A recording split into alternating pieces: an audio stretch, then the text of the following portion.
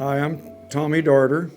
I call myself Tom Darter today, but as I got older, that's just the way it goes. But anyway, I started out and moved to Boise City when I was a junior in high school, and got involved in track and field with Coach McCurry and all my friends there, and took a liking to track. Found out that it's something you could do. It's a team sport, but it's also an individual sport. It shows the grit that maybe you might have as an individual, and hopefully that's something that I've carried over in my life and everything a lot. But when I first got to Boise City, I told Coach McCurry that I was a track and field guy, but I'd run all the short relays, and I'd run the 100 and the 200 or anything short, but I would not run the quarter mile. I was not a quarter miler. And Coach McCurry looked me right in the eye and told me that, Tommy, if anybody that runs track for me is a quarter miler. So lo and behold, that embarked me on my career in the mile relay for Boise City Wildcats. We had a excellent sprint relay team that year. We had the same four guys running the sprint relay that ran the mile relay, and we were winning every track meet by a sizable margin, and I figured that was my ticket to the gold medal in state.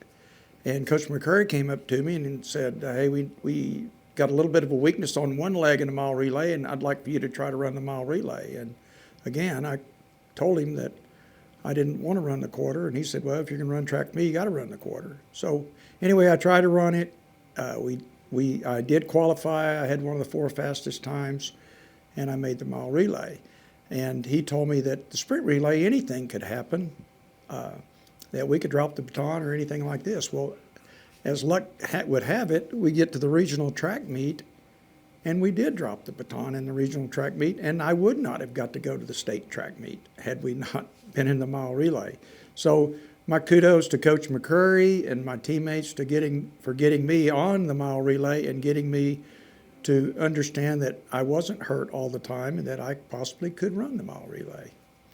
To fast forward a little bit, we made it to the 1968 state finals. We qualified with a school record time, and then we went into the finals and we broke the school record again. We qualified second in the preliminaries. In the finals, we improved our time 3 seconds, and we did win the state championship. So that was a very, very enjoyable time, and that's what brings all of us guys together here at this reunion, is being able to get the 4 guys that ran that, and with the Coach McCurry, who was so instrumental in our lives and everything we did to get us to put out the effort and to show the camaraderie that we had with each other and the love we had for one another, love we had for him, and how we actually put a team together and we participated and we came out and we won.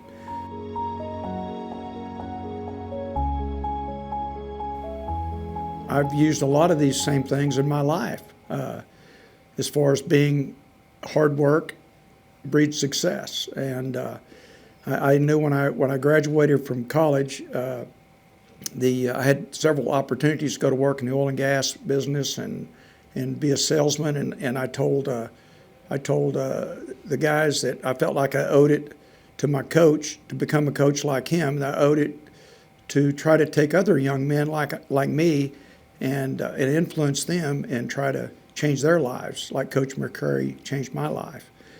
He was more than a coach. He was like a dad. My dad passed away when I was quite young, and so Coach McCurry was the biggest influence in my life at that particular time. And I dedicate a lot of what I've done, and I credit him with a lot of what I've done by making me run that mile relay and hurting a little bit. Okay, I'm Bob Merkley, and I ran track with 3 other guys, and my coach was Coach McCurry. And I threw up every day I ever ran track. But we won 2 state championships, and Coach made me a better man. the friendships I developed are 3, 4 farm boys types come together and did something good. And I don't have any funny stories because all of mine are X-rated. So I went skiing with David, and I was always jealous because he always had the girls and he had the nice car. Leroy was the best basketball player in the state, and Tommy was the best back, and he always had all the girls. So that left me out there. The reason nobody knows this, the reason I got my spot on the mile relay is a certain guy was going to run, and he got a better time than I had normally. And we were out there on the football field running 3:30s for a time. And coach told me, well, so-and-so ran this time, Bob. You're either going to beat it or you're not going to get on the team. Well, this girl came, is my wife in here? This girl came into the stadium, which I had a real bad crush on. And they were down on the front row doing practices. And when a guy sees a girl he likes, he puffs up. He's wanting to show off. And I run the best time I ever run in my life trying to show that girl how tough I was. Needless to say, I got on the relay team because of that little incident. Tommy and I used to go pheasant hunting, and his brother, and one time we were cleaning the pheasants there. They lived in a trailer in front of the yard. They had all the guts out there, and a little pheasant heart. I picked that up, and I said, ain't that neat, a little heart. And Tommy says, why don't you take a bite of that? So I just took a bite of it and chewed on it and swallowed it. And he never let me forget that. Tommy was with me when a bunch of boys from the Keys, we didn't get on the Keys, we had a rivalry. And they were following us around town.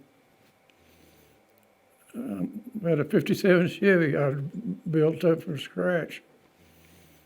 And I pulled over and got out of my car, walked over and asked Tommy Swisher if he had a problem. And he had a problem, all right. He hit me over the head with a beer bottle. We were down on the ground wrestling. And I finally said, man, I'm getting tired. How about you? And he says, yeah. So we got up. We became good friends after that.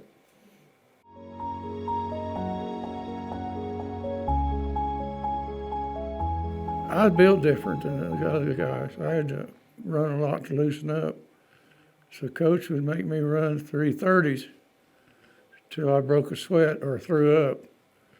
Well, this is a state track meet. Everybody's over there hee-hawing, having a good time, and I'm having to run these wind sprints till I get loose. Well, this black boy, we were getting up there ready to run. He says, how you gonna run, man? And I said, wide open. Wide open. He said, you gotta be kidding, you gotta pace yourself. But Coach had a way of, he taught us to run the first 3:30 like a dash. And then the last 110 just gutted out. Well, I had a pretty good time for 3:30, but that last 110 knocked to kill me. And like I say, every day I ran track, I threw up. I just had a nervous stomach. But I lived 3 miles from town, and I could run into town to visit and play with the guys, and I could trot back home. It didn't bother me. But to run track like Coach had it was, you had to be tough. He made you tough.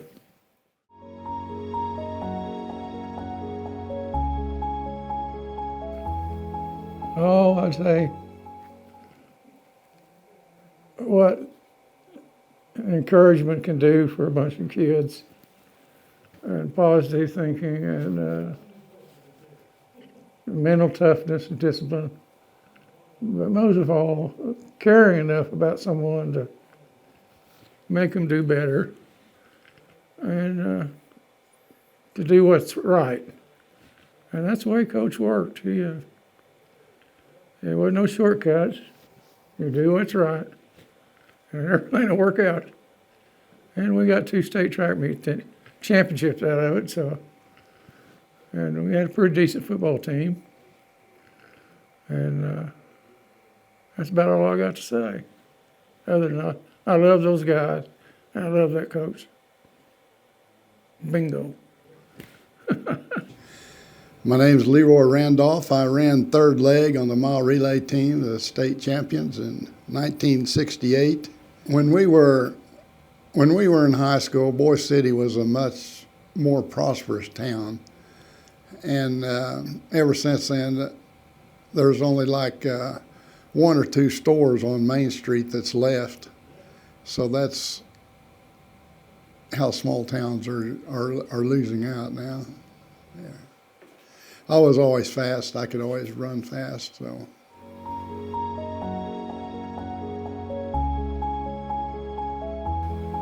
I don't know that. I was just born that way. I don't know. But Dad was more of an athlete and everything, but he didn't run track or anything. Back in the 30s and the 40s, baseball was what everybody did back then. So.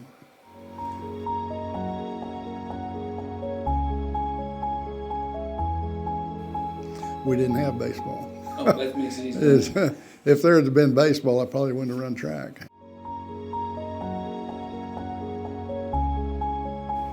The reason we run track was the coach said you couldn't play football unless you run track, so we all had to run track. And it was like a spring training for us and led us into the next year. No, we were pretty confident, and the only thing I remember about my leg is about 3/4 of the way around the track, a kid tried to pass me, and I wouldn't let him. So, and it ended up being the fastest quarter I ran that year. So.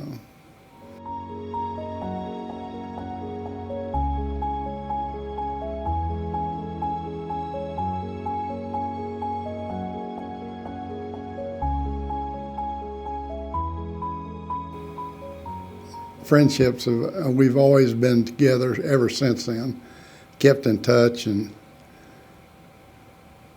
just remembered everything. My name is David Smith. I was known as John David Smith, but be that as it may, back in high school I was known as David Smith. And I basically went through high school and college. I majored in math and physics in college, and went to work for Texas Instruments out of the day, and retired probably about 5 years ago from W.L. Gore and Associates. The reason I got into track is kind of an interesting situation. When I first came into high school, I didn't have stamina. I didn't feel like I was anybody when I came into high school.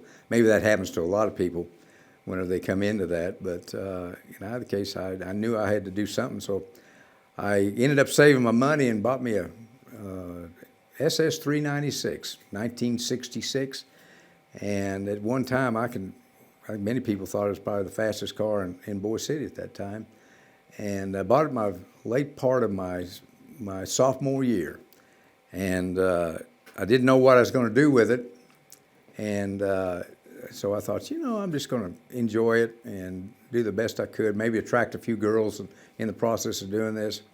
And a lot of people came up to me and wanted to race me.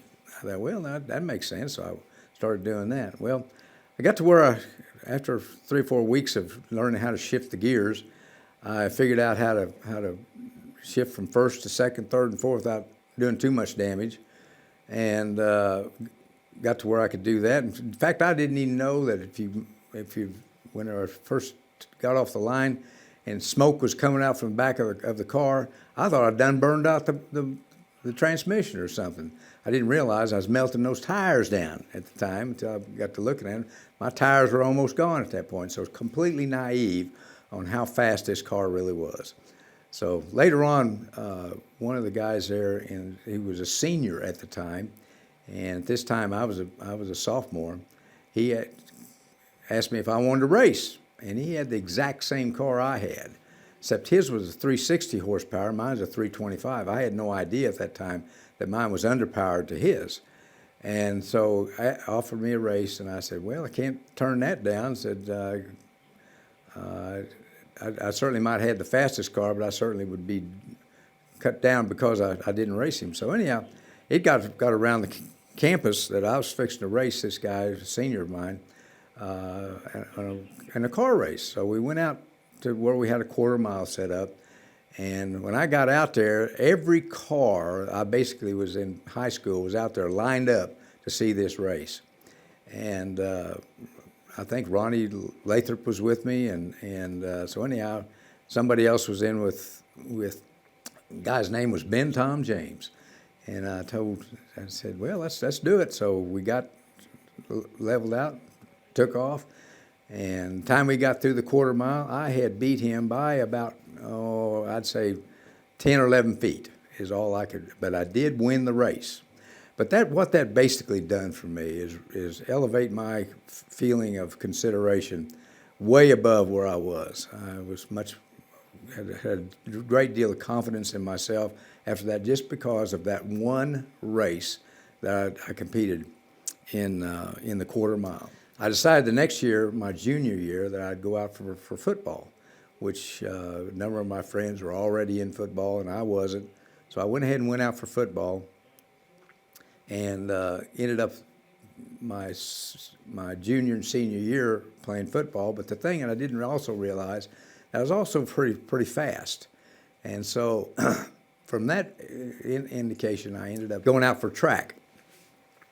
And junior year didn't do a whole lot, but later on, when we got into my senior year, we realized we had a coach come to us from out of state named Coach McCrary, and I learned basically my track from him, and I realized I had something special that to be able to offer. I had the ability to run pretty quickly. So by working at it and working with Coach McCurry, I learned how to run the mile relay. In fact, I got to the point where I could run the 100, 200, the 440, the mile relay, and the sprint relay, which is 440 yards. And I've competed in 5 events, each track meet we went to. And from that, was able to develop enough skill and capability that I later went on to win a track scholarship. And that's basically how I went through school. And I majored in math and physics. And we ended up being the fastest 440 relay team in the nation that year. And so that added even more to my feeling of being something special. So once I was able to gain my self-confidence through that particular skill, I went on to become a product design engineer. Ended up going all over the world. I've been to many, many countries throughout the world. So it hadn't have been for that one little instance of winning that one race and develop my confidence to where I felt like I was invincible at that point in time. It's got me into all those positions and developed me through. And at this point in time, I've got a lovely wife. I've got two children, James, who's filming this, and myself, Jacqueline. And I got 5 grandchildren, and I'm certainly proud of every one of them, and would not have probably got what I did in those cases if I hadn't started with Coach McCurry and going through track. So it totally propelled me to where I am today. Okay, I'm Coach McCurry, and I coached these 4 boys that they were very good athletes. I coached them in football. I coached them in track. And while I was at Boise City, that was my first coaching job as a head coach. And they were They were a very dedicated bunch of young men, and they went together and become a group all to their own, and they were very dominant in the things that they did. I got to Boise City through Groover. I was assistant football coach at Groover. We went in the state playoffs. The head coach went on into insurance business, named Corky Chapman, and I went looking for a head job, and this one came open at Boise City. Went up and interviewed for it, and got the job. And I went in the first year. Didn't have them in the spring at all. I just went in the summertime. We were very, very unsuccessful. We nearly lost every ball game. I think we did win one. In football, they probably could have won the state championship, or would at least had a chance if they hadn't have gotten sick. I had 5 boys that played 10 positions on the football team. They could not play that night. We played Texoma, and Texoma won a district. They did not win the state championship, but I think we were probably a better ball club when we were healthy. We go into track. That was a pretty interesting thing. We ran a lot of track meets. We had 4 young men that were very dedicated. They would do their best, and they ran for each other. And because they ran for each other, they got better and better as they went along. We ran in Texas, we ran in New Mexico, we ran in Kansas. And we ran every week as long as track season was on. We go to the region and we do well. We go to state. We kind of worked it down to the mile relay, and in the prelims, we come in second, and we're quite a bit behind the number 1 team, Marietta. And when we got to Marietta the next day, they weren't even in the meet. We ran off, left them. Our leadoff man led. We finally, our second man held his own. Third man held his own, and our anchor man, David Smith, he led us to victory. And David was a truly great track man. These young men probably helped me more in my coaching career as far as going on. I knew that I could coach track then, and I knew that I could coach football. And I went on to different places and coached track, and had some great track teams, great athletes, had some great football teams. But this bunch was the one that were dedicated, and we were truly a group all to our own. And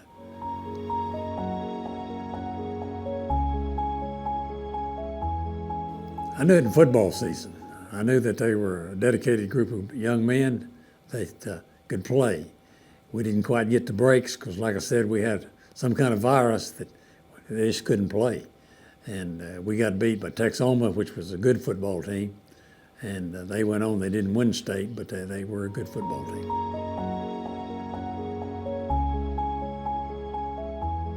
We were running the prelims. We were running against Marietta, which was one of the strongest athletic schools in our classification in the state of Oklahoma. And we were running against them, and they beat us. They beat us in the prelims. We were quite a bit behind them. And in the finals, we ran, when we touched off on the last leg, David took the baton, and he run relaxed, and I knew he was running well.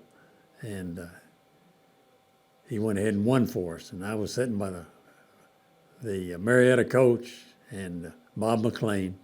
And I told Bob, I said, looks like we got a chance. And he said, well, he used a little profanity. He said, chance hell, you got us whipped, he said.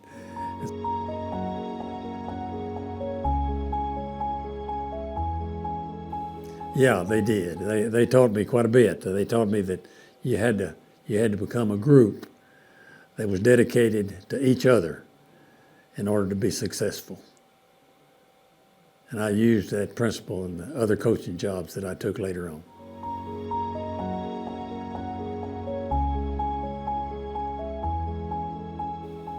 Yeah, these boys, each one of them, is in my mind and in my heart. Ever since I worked with them and been with them, and they are dedicated human beings. They've all done well with their lives. They've all been good citizens, and they were good citizens there.